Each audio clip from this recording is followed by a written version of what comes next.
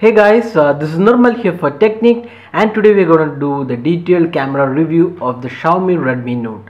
So this device was released last week in India. So this device comes up with a 13 megapixel rear camera and a 5 megapixel front camera for selfies.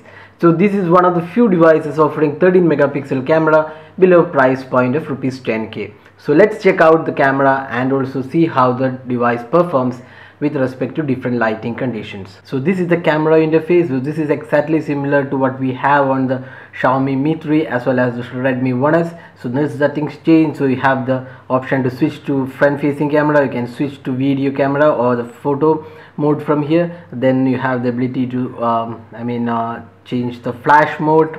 So you can select auto flash, always on flash, or always off. So those are the options on the left side. On the right side you have the settings. So here we have quite a lot of options, including ISO, white balance. You can see here the scene modes available here. Then you have filters available. Then there is white balance settings, exposure values. You can select the ISO. Then you have the focus, fixed focus or macro focus. Then you have the handheld twilight. Then you can take HDR captures, and then finally there is panorama mode. So those are the options available here. Now let's go to the settings and see what all options it offers. So you can see here first is the simple mode. So if you don't want this complex kind of setup, so you can just toggle the simple mode where you have only few settings. Then you can see the picture size is 13 megapixel. You can go down up to 2 megapixel. There is 10, 8, 6, 3. So lots of options there. And then the picture quality is standard, low and high. So you can select high picture quality or whatever you choose to. Then you have the store location information, volume button functions. You can even capture photos using the volume buttons. Then there is burst mode, camera sounds. You can also scan QR codes. That's really handy. If you want to scan QR code, you have to just switch on this option and then it will be available. Then you have the regular set of options like contrast, saturation, sharpness. There is also face detection available. So that was the feature set. So overall this is a pretty decent camera in this price point, because it does offer lots of options including FX, filters. You have white balance option, ISO. So overall it's a feature rich camera, and the interface is really good. It's pretty easy to use as well, and the focus mode is also pretty good. It focuses pretty fast, and it does capture pretty fast as well. But we did see some kind of lag at some occasions while taking photos. That's not regularly happening, but then it does happen at times. So overall the photo quality, the camera app performance was pretty good, and we didn't have any issues. So that was the camera app features. Now let's go straight in the photo quality. So here are the daylight shots. First we'll talk about the daylight shot, then we'll come to low light. So as you can see from the daylight captures, the photos have come really good. There is good amount of detailing as well. The colors look good, and the photos are also pretty sharp. There isn't much of an issue with the photos. And the 13 megapixel camera is able to capture good amount of detailing. You can see here the photos look really vibrant as well.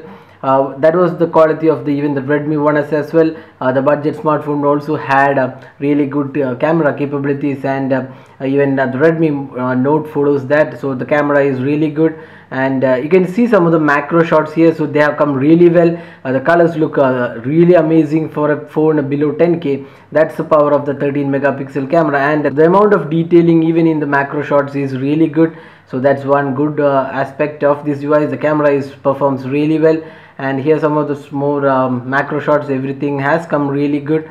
So overall we are pretty impressed with the daylight photos of this device. So all in all, this is good for daylight captures and also for macro captures.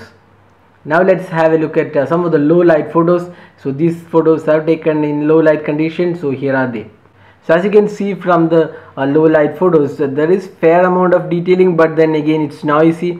That is again acceptable for a phone in the budget segment. It's all coming good because of the 13 megapixel sensor, and it does produce pretty decent results. So we are really impressed with the low light abilities as well, because in this price point we don't see too many camera phones which has pretty decent we don't really ask for a great low light performance, but moderate to average performance is produced by this device, which is missing in quite a lot of devices in this category. And the flash really works well, so you can see here some of the photos taken with flash, and the capture and the detailing is really good. So the low light abilities of the the device is pretty good, and it's acceptable in this price point. Now the phone also has a 5 megapixel front camera. Again, this is pretty good for selfies. So here are some of the samples, and you can see the samples are pretty good again. Although there is no autofocus in the front camera, it's pretty good for selfies as well. So all in all, we would say this is a really good camera smartphone. Although it may not be really the best 13 megapixel camera, but considering that this phone is priced below 9K, we don't have too many phones with the 13 megapixel camera and producing such great results. So all in all, we can say that 13 megapixel camera works really well on this device, and we are really impressed with the camera capabilities of this device. And the phone can also record videos in 1080p. So you can see here, we'll just show you the video capability. So you can see here, you can set to SD, HD and full HD mode. So that's the video recording. So you can set to full HD, and the video capture is also pretty good. You can see here, this is the video capture, and there is again fair amount of detailing in the 1080p capture. So all in all, we would say this is one of the best devices below 10K with a really good camera. So the Asus Zenfone 5 with an 8 megapixel camera was one of the really good devices below the 10K with a good camera. That was a Pixel Master camera. So this camera does beat the Asus Zenfone 5 and does produce really good shots.